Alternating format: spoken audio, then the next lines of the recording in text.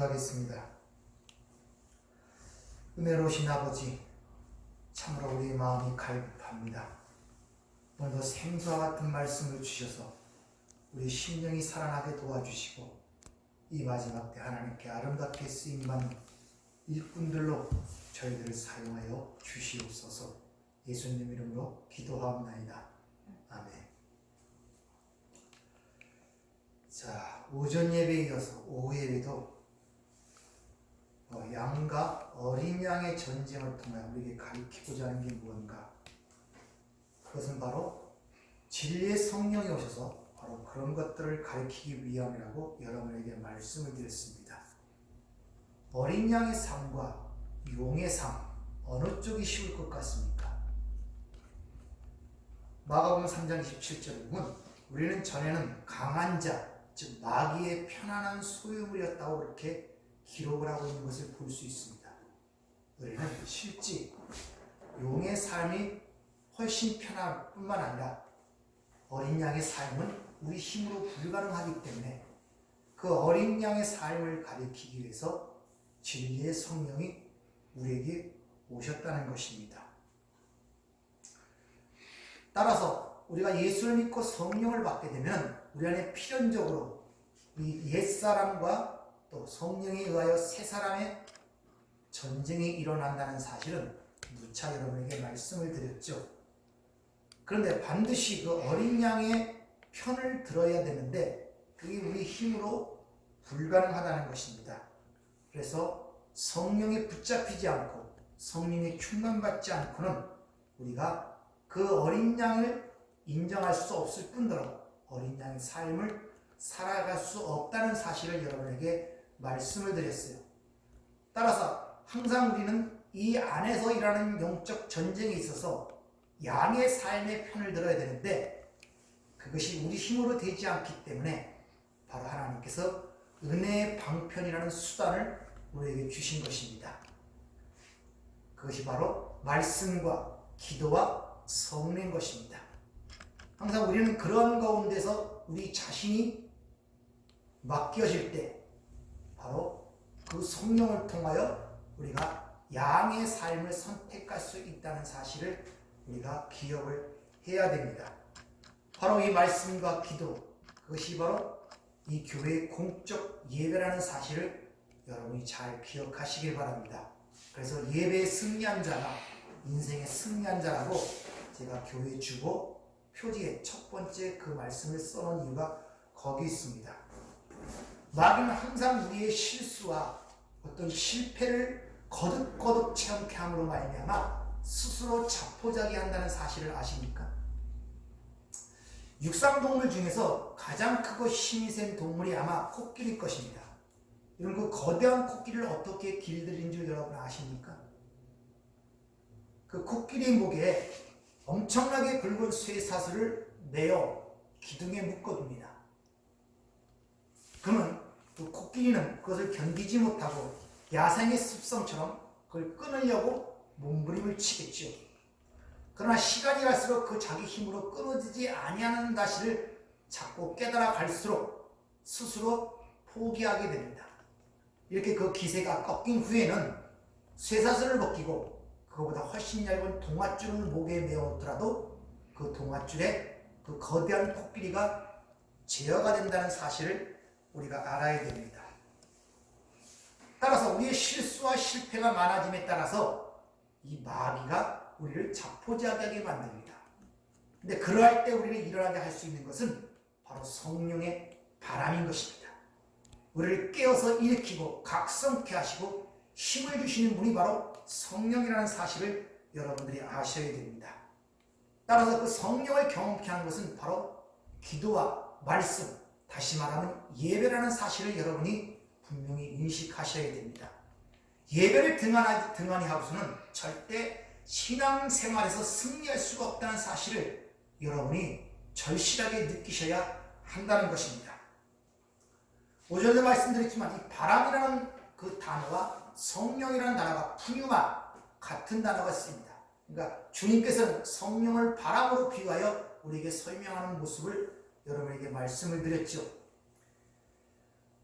바람이라는 것은 대단한 위력을 갖고 있음을 여러분 아시죠? 그 거대한 바닷물을 뒤집어 엎기도 하고 자동차를 공중으로 떠올리기도 합니다. 뿐만 아니라 그보다 더한 일은 사람들에게 임하여 그 옛사람을 뒤집어 엎어 새 사람으로 변화시키는 것은 참으로 하나님의 능력이 아니고는 할 수가 없는 일들이죠. 따라서 우리가 성령을 의지하지 않고는 마귀의 미혹을 이길 수가 없다는 것을 먼저 자각이 되어야 합니다. 그렇다고 우리 삶 속에 일어나는 이 용의 삶, 마귀의 삶이 결코 해롭다는 것은 아닙니다. 왜냐하면 성령께서 그것을 통하여 우리를 유익한 곳으로 이끌어 가실 뿐만 아니라 가르치시기 때문에 그러하다는 것이죠. 로마서 8장 28절을 보면 우리가 알거니와 하나님을 사랑하는 자 곧 그의 뜻대로 부르심을 입은 모든 자들에게 합력하여 선을 이룹니다. 이렇게 얘기를 합니다. 따라서 우리는 우리 안에서 드러나는 그 마귀적 삶을 보면서 우리는 먼지임, 티끌임을 절실하게 자각하게 되고 거기서 하나님의 은혜의 절대적 필요성과 예수 그리스도의 십자가의 필연성을 자각하게 됩니다. 뿐만 아니라 자신의 그런 추악함과 더러움이 드러나면서 양의 삶의 고귀함과 그 가치를 비로소 우리가 인식하게 된다는 것이죠. 따라서 여러분 안에 성령이 내주하신다면 오전에 말씀드린 갈등과 번민이 반드시 일어나게 되어 있습니다. 로마서는 이렇게 우리 안에 내주하시는 성령의 뜻을 쫓아 살지 아니하고 육신의 욕망을 따라 사는 사람들의 삶의 결국을 이렇게 얘기합니다. 로마서 8장 5절부터 8절까지의 말씀을 한번 보도록 하겠습니다.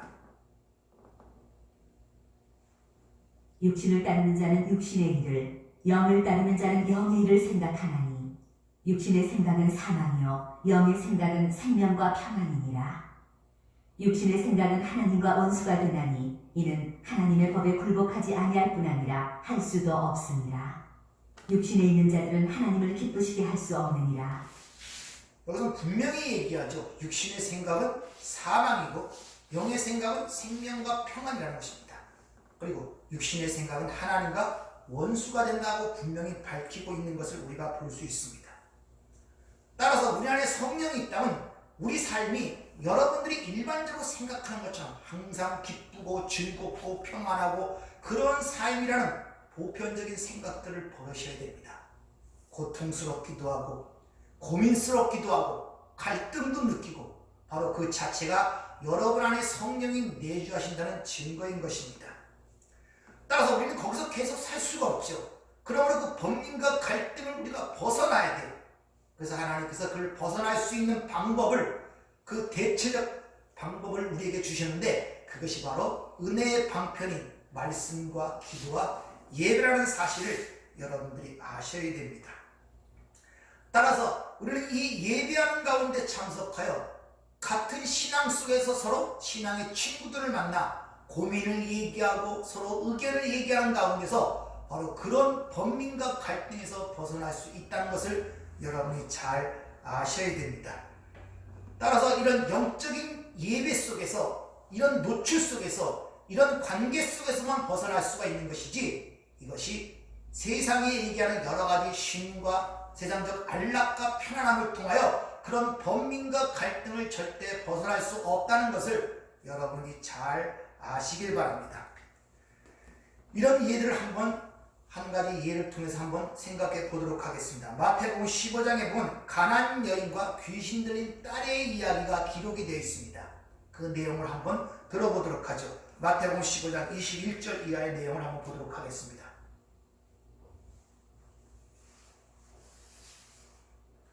예수께서 거기서 나가사 두로와 시돈 지방으로 들어가시니 가나안 여자 하나가 그 지경에서 나와서 소리질러 이르되 주 다윗의 자손이여 나를 불쌍히 여기소서. 내 딸이 흉악하게 귀신 들렸나이다 하되 예수는 한 말씀도 대답하지 아니하시니 제자들이 와서 청하여 말하되 그 여자가 우리 뒤에서 소리를 지르오니 그를 보내소서. 예수께서 대답하여 이르시되 나는 이스라엘 집에 잃어버린 양 외에는 다른 데로 보내심을 받지 아니하였노라 하시니 여자가 와서 예수께 절하며 이르되 주여 저를 도우소서. 대답하여 이르시되 자녀의 떡을 취하여 개들에게 던지니 마땅하지 아니하니라. 여자가 이르되 주여 올소이다마는 개들도 제 주인의 산에서 떨어지는 부스러기를 먹나이다 하니, 이에 예수께서 대답하여 이르시되 여자여 내 믿음이 크도다. 내 소원대로 되리라 하시니 그때로부터 그의 딸이 나으니라. 이 가나안 여인과 그 귀신 달린 딸의 이 이야기는 예수님께서 지금 구원이 선택된 민족이라고 생각하는 유대인에만 이르는 것이 아니라 이방인에도 이르게 될 것이라는 그런 내용을 담고 있는 그런 에피소드입니다. 근데 여기 귀신 들린 두 사람이 등장하는 걸 볼 수 있죠. 하나는 어느 사람도 봐도 나타나는 진짜 귀신 들린 그 딸의 이야기와 또 그 딸에 의하여 매여 있는 그 딸의 어머니가 그것에 의하여 행불행이 좌우되며 절망하는 또 다른 귀신 들린 한 두 여인이 바로 여기에 등장하고 있는 것입니다. 오전에 말씀드린 것처럼 귀신 들린 삶이라는 것은 하나님 외에 세상 것에 자신의 마음을 빼앗긴 자들의 삶을 귀신 들린 삶이라고 말씀을 드렸어요. 오전에 말씀드렸죠? 그 안에 세상 것을 담고 있다면 세상 권세 잡은 자의 종이란 말입니다. 마귀의 영, 불순종의 영, 귀신의 영이 그 안에서 역사하고 있다고 그렇게 이야기를 하죠. 그게 귀신의 삶이란 말입니다. 앞서 배웠듯이 지금도 예수 외에 행복이 있다는 생각으로 세상의 물질이나 명예나 학식이나 자식이나 인기나 칭찬이나 그런 것들에 매여서 자신의 행복함과 불행함이 좌우되는 것들이 다 그런 삶을 성경은 귀신 들린 삶이라는 사실을 우리에게 일러주고 있는 것입니다. 따라서 지금 그 귀신 들린 딸에 의하여 그 여자가 절망하고 그 행불행이 왔다 갔다 하는 그 매여있는 그 상태를 또 다른 귀신 들린 삶이라는 사실을 우리에게 보여주고 있는 것입니다. 요한일서 2장 22절에 보면 거짓말하는 자가 누구냐? 예수께서 그리스도이심을 부인하는 자가 아니냐? 아버지의 아들을 부인하는 그가 적그리스도니 이렇게 얘기합니다. 예수께서 그리스도임을 부인하는 자가 거짓말하는 자라는 것입니다.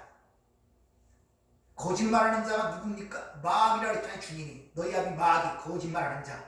자, 즉 예수가 구세주라는 사실을 부인하는 자.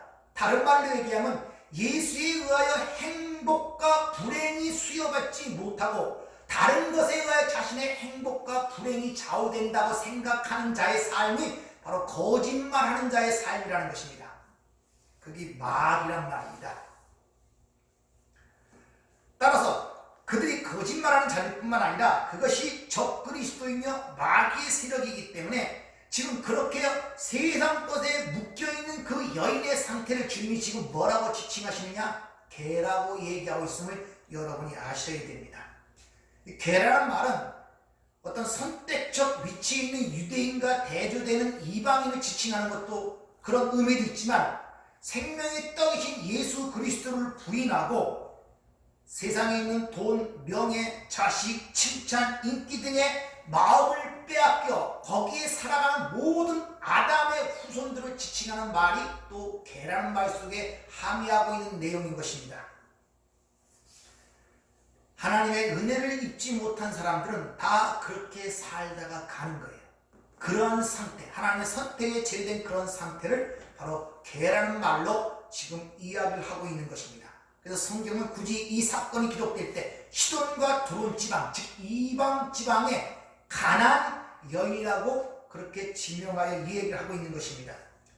그런데 그런 여인이 하나님의 은혜에 의하여 메시아를 알아본 거예요. 이 다윗의 자손이라는 이 말은 유대인들이 메시아를 지칭할 때 쓰는 말입니다.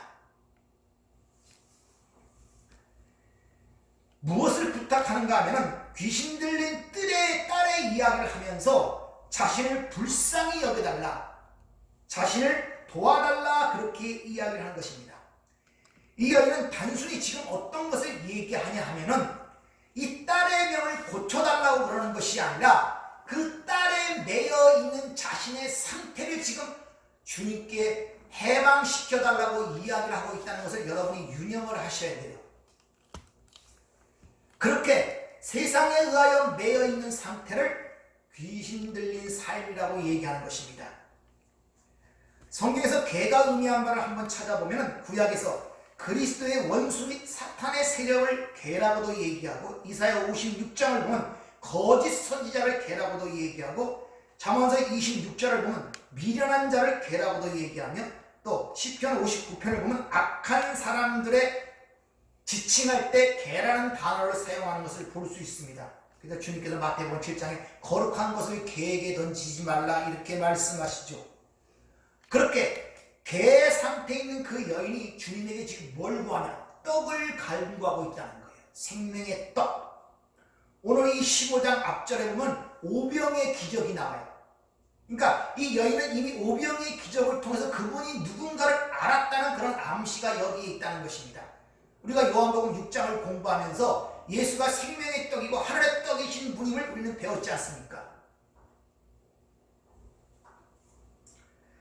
따라서 지금 이 다윗의 후손으로 오신 예수 그리스도를 찾아와 하나님의 은혜로 그 생명의 떡을 자에게 줘서 이 세상 권세 잡은 자에 매여 있는 자기를 해방시켜달라고 지금 주님의 도우심을 구하고 있는 모습이 오늘 이 사건의 이야기인 것입니다. 그러면 혹시 이렇게 생각하실지 모르겠어요. 아니 딸이 귀신 들렸는데 당연히 그걸 애통하는 마음으로 주님께 도와달라고 간구하는 것이 보편적인 생각 아닙니까? 지금 여기서 얘기하고자 하는 것은 일반적인 그런 어떤 현상을 통하여 어떤 것을 우리에게 얘기하는데 여자는 뭘 얘기하는 것이냐 하면 사람은 씨를 가져야 아들이 됩니다. 그래서 우리는 다 신부, 여자라고 성경은 표현을 하고 있단 말입니다. 그러니까 이 여자는 지금 씨를 갖지 못해서 죽어있는 상태로 있는 자예요. 그 딸이 그것을 의미하고 있단 말입니다.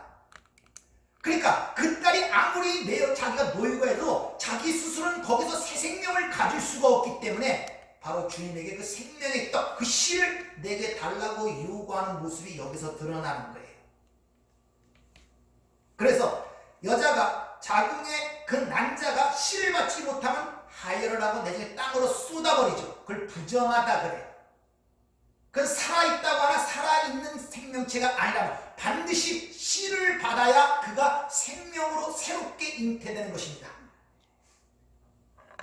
그래서 우리를 성도를 모두 신부라 그러는 거예요.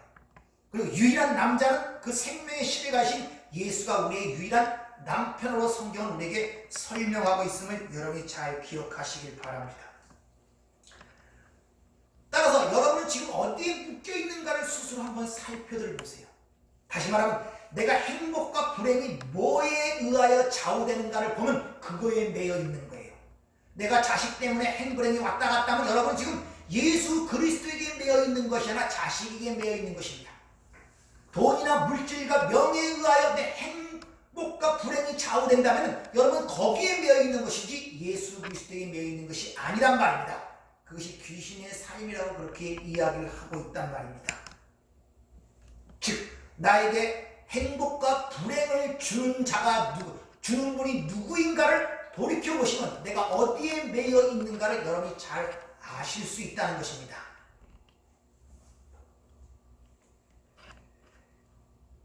귀신 들린 삶은 필연적으로 이 세상 것에 의하여 좌우되기 때문에 세상을 쫓아가게 되어 있어요. 그래서 귀신이 물 없는 곳을 다니며 쉴 곳을 찾는다 그러죠. 물 없는 곳, 오전에 말씀드린 것처럼 광야, 이 세상을 얘기하는 거예요. 진리를 갖고 있지 못한, 말씀을 갖고 있지 못한 세상, 그 세상을 쫓아서 쉬려고 한단 말입니다.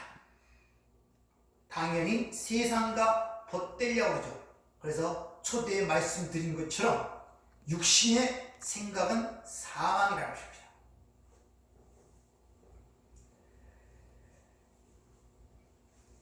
오늘 우리가 이 세상을 살아가면서 내 행복과 불행이 어디에 매여 있는가를 스스로도 한번 살펴보세요.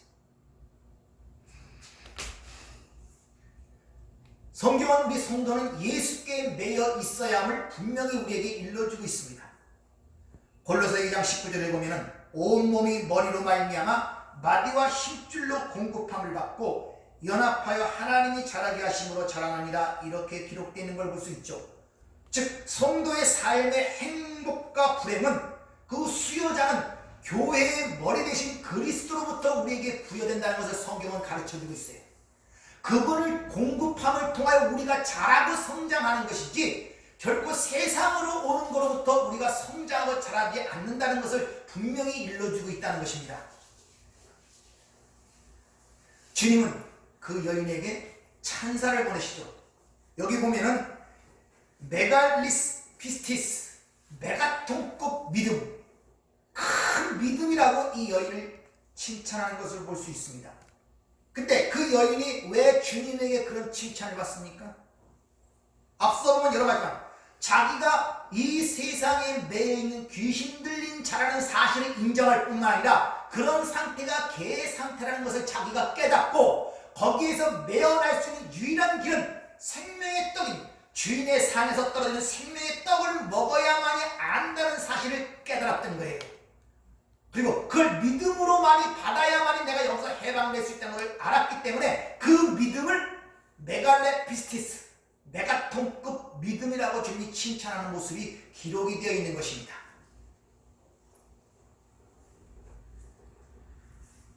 그걸 알고 바랐더니 어떤 문제가 일어났냐? 귀신이 나갔다 그러죠. 여기서 나은이라고 번역된 여호와이라는 이 단어가 히브리어에서 여호와 라파에서 나온 라파의 바로 영어가 여호와이 치료되었다 이라는 말이에요. 여호와의 치료가 되었다. 주님은 그 여인의 메인 그것을 통하여 그 딸이 치료되는 모습을 통하여 너희들이 귀신에서 벗어나는 것이 무엇인가를 우리에게 깨닫게 해주시는 거예요. 여러분의 삶들을 한번 잘 살펴보세요. 무엇에 매여 있는가? 성경은 그 매여 있는 상태를 교회의 머리, 교회의 지체, 또 몸 이렇게 표현하죠. 따라서 우리 몸의 머리로부터 모든 걸 공급받고 자라는 교회의 지체, 하나님의 백성, 성도가 거기에 매여 있어야 되는데 그 머리 아닌 다른 세상 것에 매여 있는 상태를 바로 귀신 들린 삶, 그런 상태를 주님이 개라고 지금 표현하고 있는 거예요. 근데 그 여인은 그것을 깨달았단 말입니다. 그걸 해방될 수 있는 유일한 방법은 당신의 주인에 떨어지는 생명의 떡, 그 부스러기를 먹어야만이 거기서 해방될 수 있다는 그런 믿음을 보인 것을 메갈레 피스토스, 메가톤급 믿음이며 그 인정되는 순간에 그 딸의 귀신이 떠나가는 모습이 바로 이어 기록되어 있는 것입니다. 여러분은 지금 어떤 삶을 살고 있는지 한번 뜻을 살펴보셔야 됩니다. 그리고 성령이 여러분들 안에 오셔서 여러분이 어디에 매여 있는가를 드러낸단 말입니다. 그것이 조금 전에 예문 드린 것처럼 개의 상태로 폭로될 때 여러분들이 이 여인처럼 반응을 하십니까? 아니면 아니라고 부인을 하시는가를 잘 보란 말입니다. 이 여인은 그런 상태가 폭로될 때 주여 나를 불쌍히 여겨 주소서 이렇게 얘기하고 있습니다. 또 이 세상에서 묶인 나를 발견하고 그 처지에서 나를 구원할 자는 예일한 생명의 떡이신 예수밖에 없다는 사실을 알고 나를 구원해 주소서, 나를 도와주소서 이렇게 주님께 호소하는 모습이 기록이 되어 있죠. 따라서 우리는 그런 것들을 몰아내고 그런 것들을 이기려면 오전에 말씀드린 것처럼 성령의 붙잡힘을 받아야 돼요. 성령을 잡아야 된단 말입니다. 근데 그 성령을 우리 힘으로 잡을 수 없으므로 그 성령에 우리가 노출, 던져져야 돼요. 그렇게 하나님의 우리 주신 은혜의 수단을 사용하여 우리가 여기서 유일하게 할 수 있는 방법이 예배란 말입니다. 그래서 예배 가운데 모든 문제가 해결되는 거예요. 예배 가운데 깨닫게 되고 예배 가운데 병이 낫게 되고 예배 가운데 해방을 받게 되고 예배 가운데 치유를 받는단 말입니다. 그래서 예배 잘 드리면 인생에 성공한다는 말이 있는 것입니다. 왜? 우리의 창조 목적이 하나님이 예배이기 때문에. 하나님을 예배하는 건데 누가 그에 틈탈 수가 있겠습니까? 따라서 항상 우리는 이 예배에 대한 생각들을 우리가 보편적 어떤 매너리즘에 빠져서 한 주간에 행하는 어떤 행식이나 형식으로 생각하시면 안 된다는 것입니다.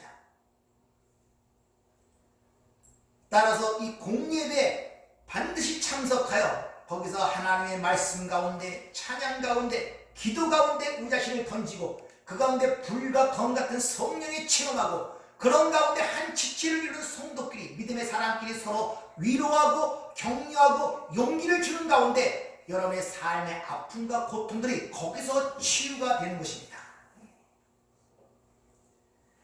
그래서 성숙은 절대로 거저 만들어지는 법이 없습니다. 애쓰고 힘을 써야 되는데 무엇보다 예배에 힘을 써야 됩니다. 우리의 믿음도 듣지 않고는 자라지 않는다고 성경은 분명히 얘기하고 있죠.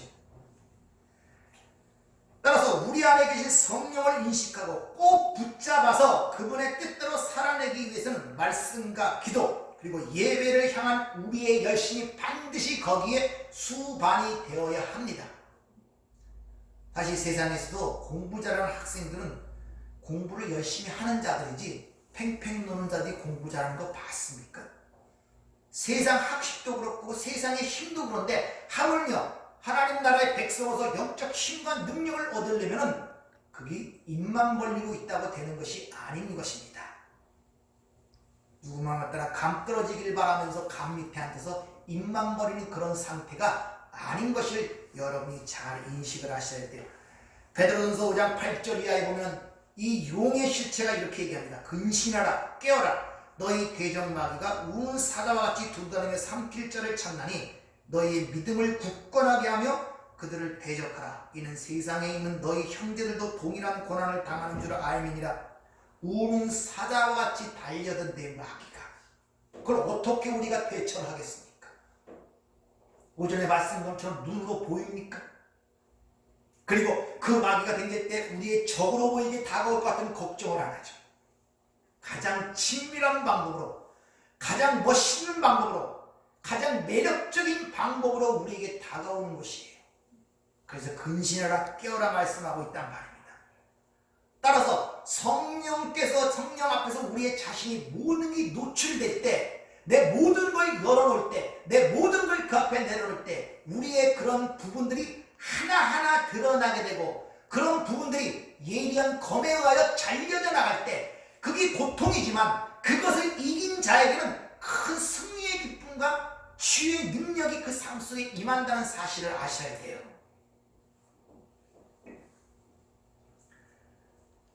따라서 오전에 말씀드린 것처럼 예배가 승리의 관건인 것입니다. 우리는 이 예배가 얼마나 소중하고 얼마나 귀한지를 너무 편안한 시대에 살고 있기 때문에 잘 감지를 못해요. 가까운 이북만 해도 예배 한번 드리려면 소리도 내지 못하고 찬송도 제대로 내서 목숨을 걸고 지하에 뭐죠? 하나님 말씀을 읽고 몇 마디 찬송하고 헤어지는 게 그들의 예배. 그러나 그럴 때마다 그들은 얼마나 감격하고 하나님의 은혜에 감사하는지 몰라요. 그런데 우리는 그런 것은 없잖아요. 그래서 하나님께서 그런 것을 깨닫기 위하여 요번에 이런 일도 우리에게 주심으로 자극을 주시는 거예요. 자극. 그래서 여러분들이 이런 것들을 통해서 그런 것들을 깨닫고 자기 자신을 다시 한번 다잡고 각성한다면 결코 요번에 주어진 이런 상황들이 우리에게 해가 되는 것이 아님을 아셔야 됩니다. 오히려 그것이 우리에게 유익으로 다가온다는 사실을 여러분이 잘 기억하시길 바랍니다. 따라서 우리는 다시 한번 반복드리지만 우리는 필연적으로 용과 어린 양의 싸움이 우리 삶 속에 실제적으로 드러납니다. 거기서 이긴 자의 삶이 바로 우리가 말하는 그 현실의 삶으로 드러나게 되어 있어요. 반드시 우리는 어린 양의 삶의 편을 들어야 되잖아요. 왜? 그것이 이겨야 우리가 살기 때문에. 그러면 그 편을 들 수 있는 방법은 성령이 우리를 이끌어 가시고 우리를 붙잡고 강권적으로 역사해내는데 그러면 성령 가운데 우리 자신을 노출을 시켜야 돼요. 그 은혜의 방편, 말씀과 기도, 성령 이 세 가지가 한꺼번에 일하는 것이 바로 교회의 공예배인 것입니다. 그래서 예배 가운데 애통함이 있고 절망도 있고 낙심도 있고 기쁨도 있고 즐거움도 있고 애절함도 있고 간절함이 있고 이런 것들이 통합적으로 일어나는 것입니다. 때로는 꼭 와서 기쁜 것만 아니라 마음을 쥐어짜는 아픔도 있어야 돼요. 고통도 있어야 됩니다. 그것은 바로 성령께서 역사하기 때문에 그래요. 여러분들이 여러분 삶 속에서 바로 이 성령을 의지하고 하나님이 이 땅에 허락하신 이 한 주간의 첫날 공예배를 소중하게 생각하시고 여러분이 한 주간 끝날 토요일부터 그 첫날 드린 예배를 위하여 기도하고 마음에 준비하는 가운데 성령의 충만한 가운데 여러분이 하나님께 쓰임받는 귀한 일꾼 되기를 주의 이름으로 부탁을 드립니다. 기도하겠습니다. 또 한 주간이 시작이 됩니다. 주신 말씀을 듣고 그것을 내 양식으로 삼아 또 한 주간에 승리할 수 있도록 저희들을 인도하여 주시옵소서. 우리가 믿음이 있다고 하나 삶의 현실 속에서 하나님이 체험되지 아니하고 경험되지 않은 우리는 때로 실패하고 좌절할 때가 너무나 많습니다. 주님 항상 상기시켜 주셔서 삶 속에 하나님의 당당한 하나님의 백성으로 살아갈 수 있도록 도와주시고 우리에게 주어진 하늘과 땅의 권세를 위임하셨으니 그 권세를 사용하여 죽은 영혼들을 살려내는 그 사역을 잘 감당할 수 있도록 저희들을 축복하여 주시옵소서. 이런 주님의 은혜를 막는 것들, 사명을 막는 모든 장애물과 담을 제거해 주시고 우리가 당당히 나가 예수를 선포할 때마다 그 이름의 권세가 우리의 삶에 통해서 빛을 드러낼 수 있도록 주께서 축복하여 주시옵소서. 예수님 이름으로 축복하며 기도하옵나이다. 아멘.